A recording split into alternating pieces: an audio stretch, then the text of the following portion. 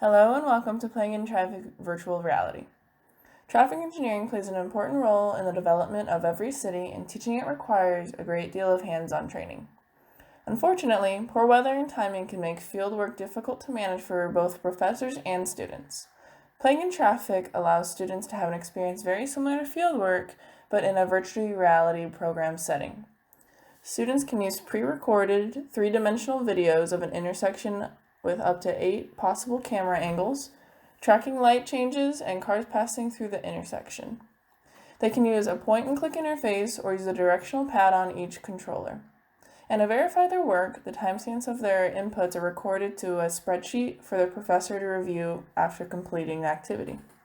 Unlike field data, students using Playing in Traffic can have their work verified to be accurate to within a tenth of a second. With a proctor at the keyboard while they use the program, the video can be rewound or restarted at need, and their point of view can be changed.